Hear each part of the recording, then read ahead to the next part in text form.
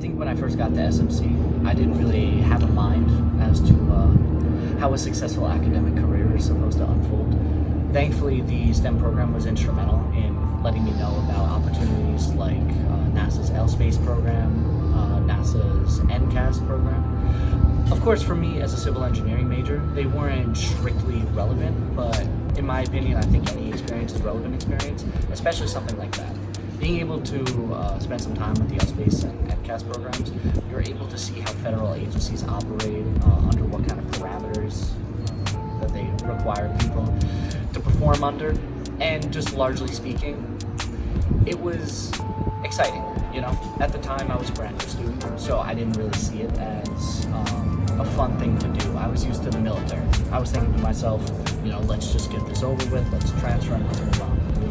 But those small workplace development opportunities and those internships that I had were really important, just to make me understand the joy of going to school and of getting knowledge for the sake of it. My first big boy internship was also here at Santa Monica College.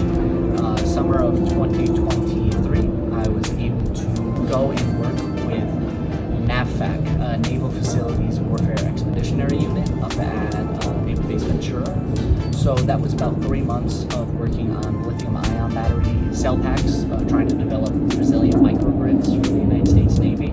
Again, not necessarily like in my professional wheelhouse, but it was incredibly important just to understand what the Navy was looking for within its research units. That was a totally different ballgame, just because the researchers there had 20, 30 years of experience. Some of them had hundreds of patents to their name. And we were spending days learning about topics that we otherwise had almost no background in. So the Navy really took like a swing on us interns as we were going there. But I think we all walked away from it as a very positive experience. We were able to put in a lot of hours and help them push forward projects that they were working on, all of us in our internship cadre. And yeah, I definitely learned a lot, that's for sure. One very practical bit of advice: keep a Google Doc on your drive somewhere that you save all of your responses for all of your scholarships, all of your internships for. If you're starting from scratch for every application you send out, you'll be putting yourself through a lot more work than you need to. If you save all those responses, you'd be surprised at how often they become applicable for different opportunities and different internships that you're applying for. So definitely make sure that you're saving all of your past work and, you know, mixing it up a little bit to make it relevant to what you're applying for today. Sentimental advice, but definitely true.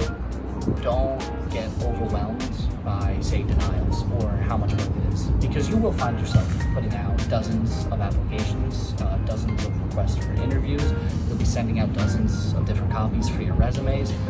It's all normal, because these companies, just as well as you need a perfect fit for yourself, for your internship, for your research, they need a perfect fit for what they're looking for. So everyone's trying to find and match jigsaw pieces together.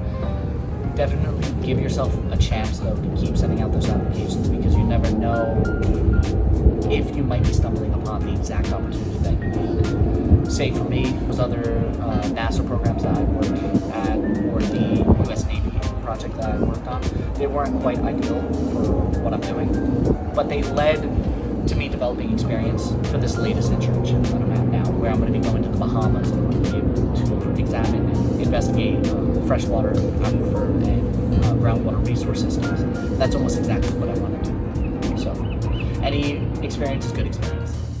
You had asked if there was a specific person, and I hope she watches this, but Professor Tram Dang was definitely incredibly important during my time here. To see an engineer as technically skilled, as well educated, and as personable as she was definitely kind of, I don't know, it was a referendum on what I thought engineers should be like. You know, if you've ever met Professor Tram Dang, she's, I don't know, cool, if I had to use one word to describe it, but also just incredibly aware of her students' needs. So just understanding kind of the right opportunities to point people towards, how to help other people.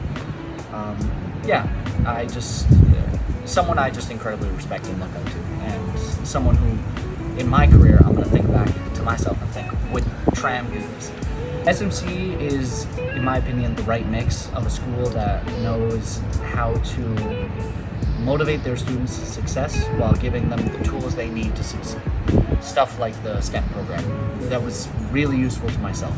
To have a place to sit down, to do homework, not get distracted, and sort of acclimate to a new kind of lifestyle of a full-time student. That was something that was going to be very difficult for me, and because of stuff like the STEM program, it was made far more reasonably achievable. So another thing I wanted to mention that I failed to earlier is my study abroad that I took this last summer at Sac State. The reason why I think it's relevant is because future transfer students to Santa Monica, the UCs are not the only opportunity you have to go study abroad. For instance, going to Sac State, our international study abroad program is not that robust, but the UC Davis as a university is part of the UC Global Learning Hub.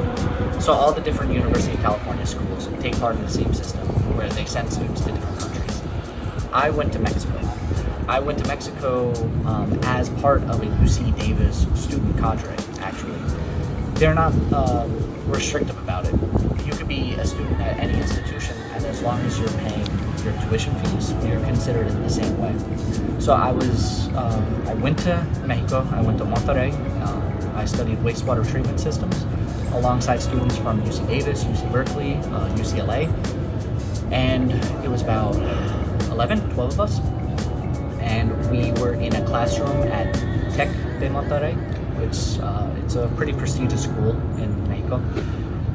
There was about 12 other fellow Mexican students, and we spent the semester doing different tour site visits, constructing different projects, learning all about the different equations that you utilize with respect to flocculation, sedimentation, when it comes to wastewater treatment.